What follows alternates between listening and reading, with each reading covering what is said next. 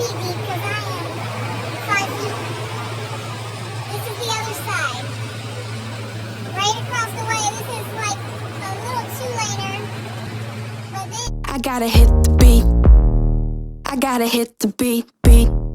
I gotta hit the beat. This lady was just like, she's like, thank you, I appreciate you. I appreciate you letting me off the hook for trying to ask if you were a felon in the kindest way. I'm not a felon, man. Beat. I gotta.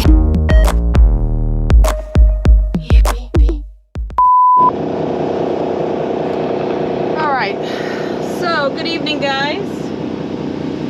We are gonna be going to Goodfellow tonight. Got a call a couple hours ago that somebody had called in, so they needed a fill-in for this load, so we are gonna be doing it.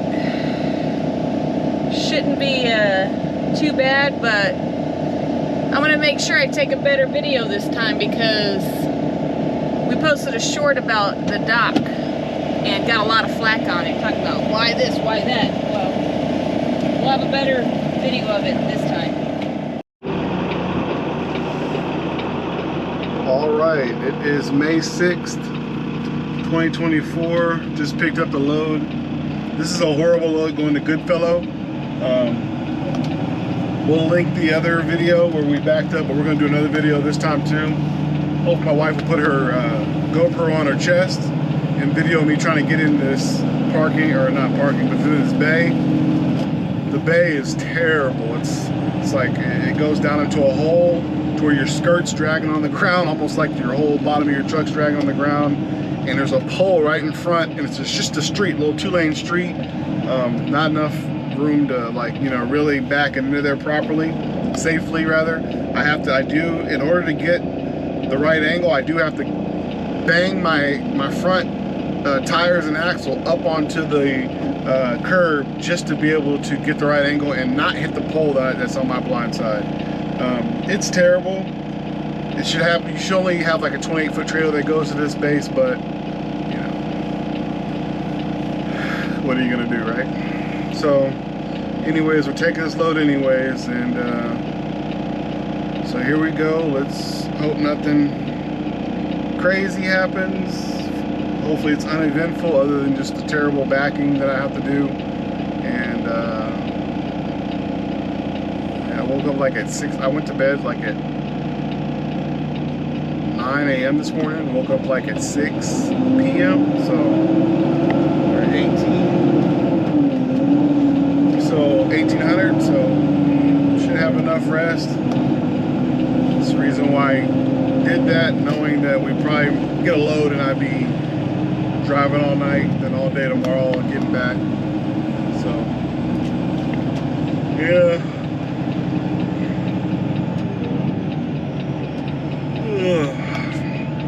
So Goodfellow Air Force Base. If you ever have to deliver to the exchange, you really don't need the money, I would say don't do it.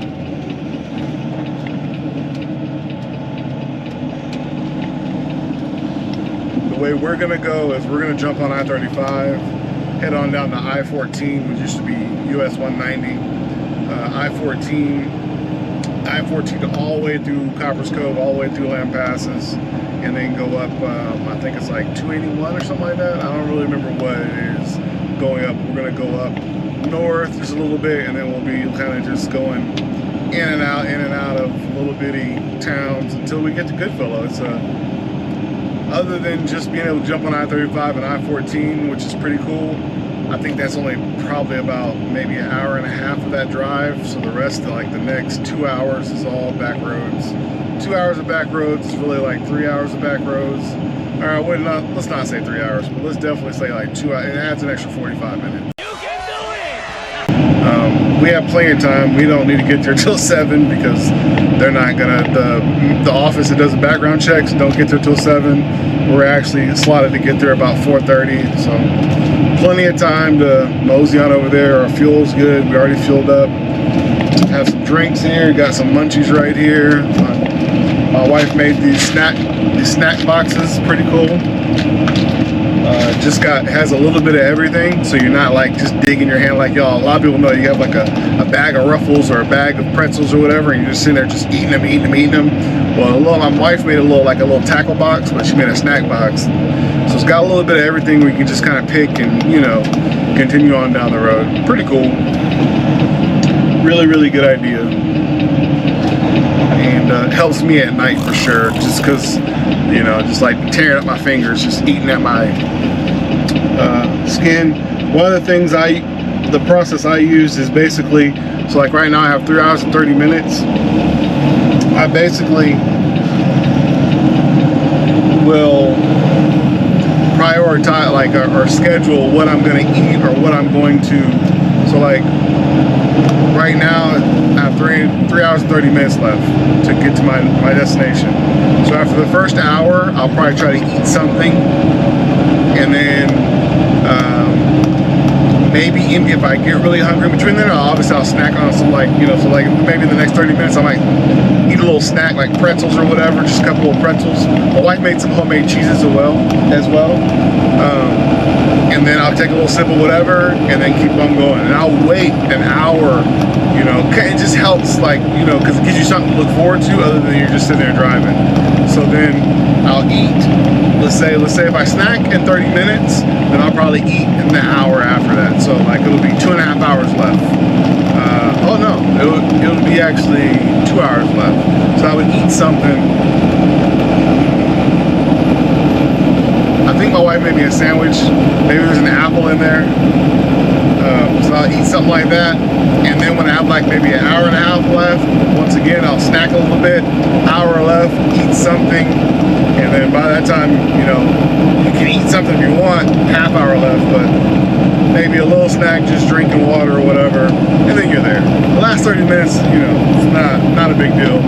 It's those hours before you get to your destination, it feels like you're never going to get there. So I just use snacks, and I use a lot of podcasts, NPR podcasts, Planet Money, podcasts that I like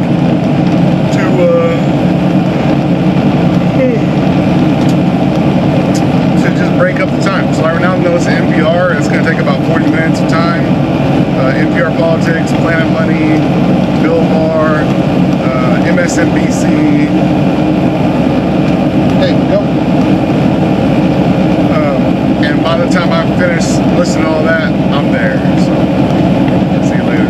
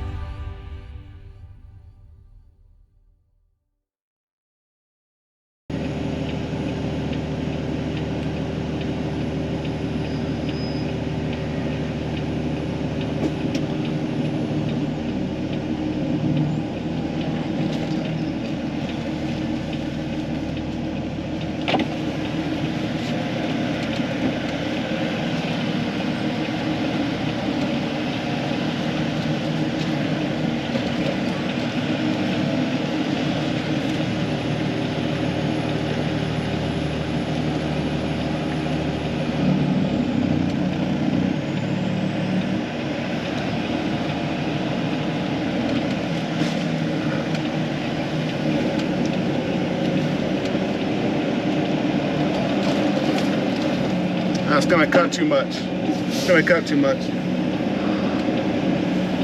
I have to cut it sharper. I said I have to cut it sharper. It's gonna cut too much. Wave that car on. This car's on. Yeah. Just let traffic go by. Let me know when you're ready.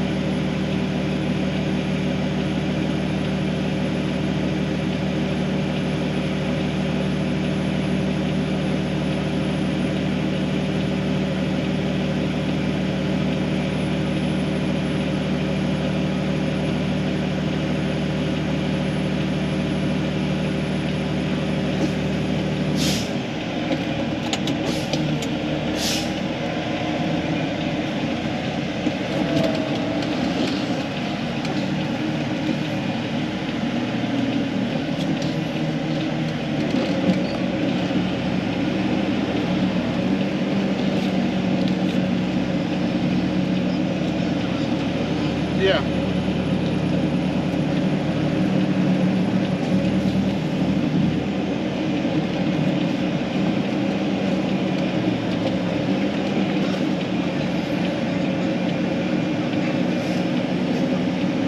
Oh, that's fine. That's fine. That's fine.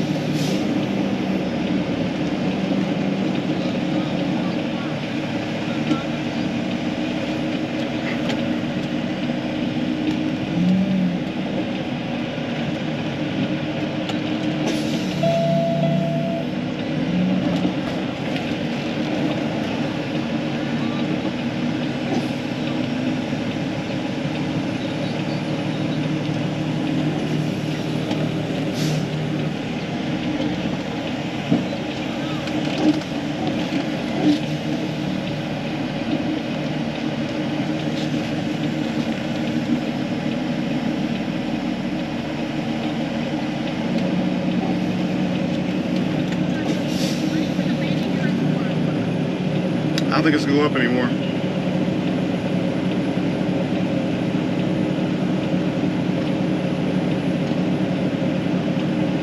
Yeah, it's not gonna go up anymore.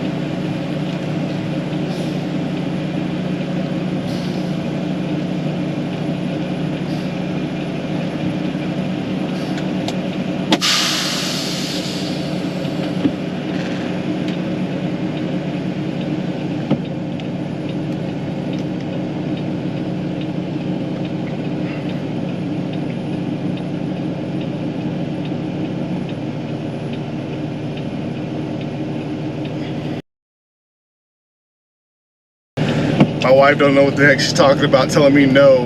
I know what I can do, what I can't do.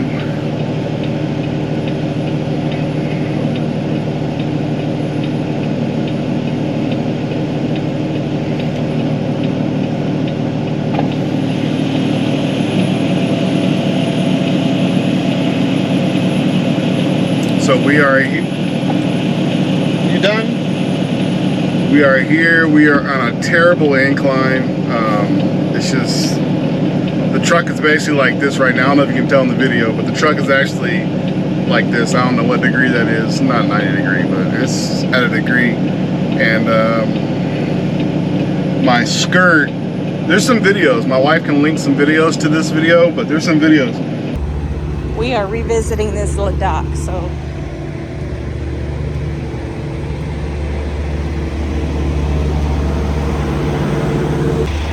So this is why this dock is an issue. You got a wall on this side, which nobody saw last time. This is how deep it is. Like this is more than 5 feet deep because I am 5 feet. This is the other side. Right across the way, this is like a little 2-laner. But then where the truck needs to turn out, you got that little utility pole. This has been broken I don't know how many times because trucks can't pull out of this spot properly without being able to go into the grass because the lack of space. So as you can see, truck is in there deep. The skirt is basically touching the ground, so like the clearance is 0. The landing gear did like we needed to get the landing gear up higher on the trailer, but obviously my wife couldn't find it up anymore. I knew she couldn't because I tried to and it wouldn't at all. But the crazy thing for today was the turn that I needed to make in order to get onto this road to be able to do this. Because had I turned where up there, or not turned, had I went straight and then came down this road, it would have been a blindside back, which would have been absolutely just would have never happened.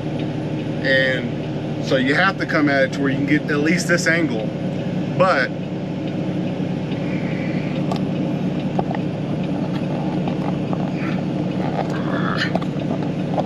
if I can show you, I can never get this out. So weird. I can show you where it's another, looks like another trucker must have, okay, well, the only way I'm going to pull this out is like this. So another trucker must have broke. He must have ran that over. That's in the way of our wheels actually. I actually had to pull up straight ahead onto the curb just to get back. And so that right there, no go. I mean, someone must have taken it out. Luckily it did, so I didn't have to take it out. But it's terrible. This whole situation, this whole base, they called us last minute. We didn't have a load, and obviously we need to make money, so we came. But if we had money, we would never come here. This is one of the worst bases ever to try to. It's the worst. Like if I had a day cab, it would be better. And then if it was a 28-foot trailer, it'd be a lot easier, but it's just terrible. It's terrible. And it's really weird that this truck always wants to reach in around the time when you need to really be focused and doing shit like this. The truck wants to reach in. You can hear it whining right now. It's trying to reach in itself. And so that's what it's doing. It's reaching. Trying to reach in. I'm gonna go back there and lay down. I'm not tired, but you know, I'm tired of sitting like this.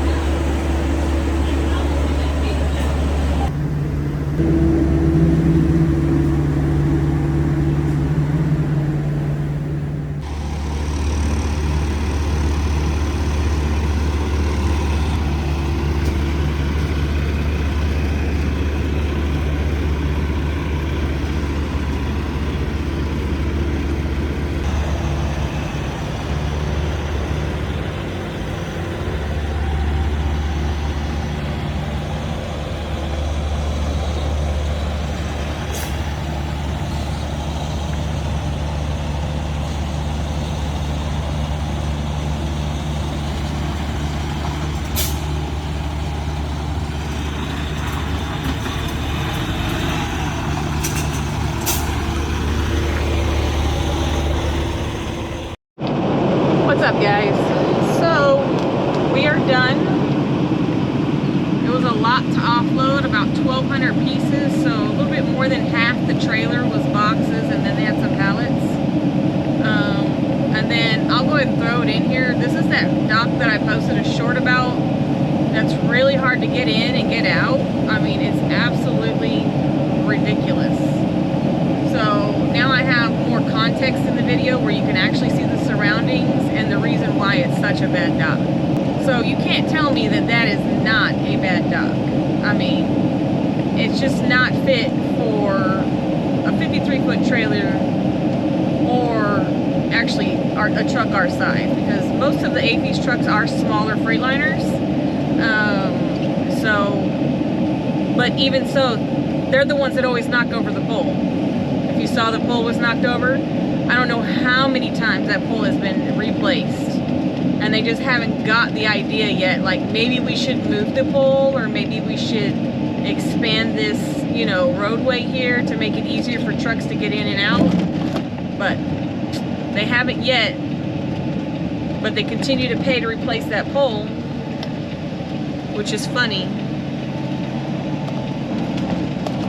The huge issue is obviously going on curves. You have to hit several curves just to, with your tires, your steer tires, just to angle the trailer. And if anybody knows anything about alignment, that's what knocks your vehicle out of alignment when you're hitting curves. And you really have to go over curves just to get in there and to get out.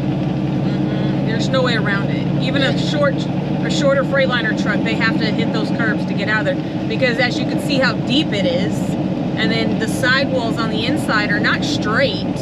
They're kind of bowed out, so it takes up more space to where the trailer could actually maneuver out easily. It's just a bad design, and why they still have deliveries right there. I'd rather back up in their bay door area on flat ground and offload off the back of the truck versus keep getting into that. And that's why we turn this load down a lot, because it's just a horrible docking area.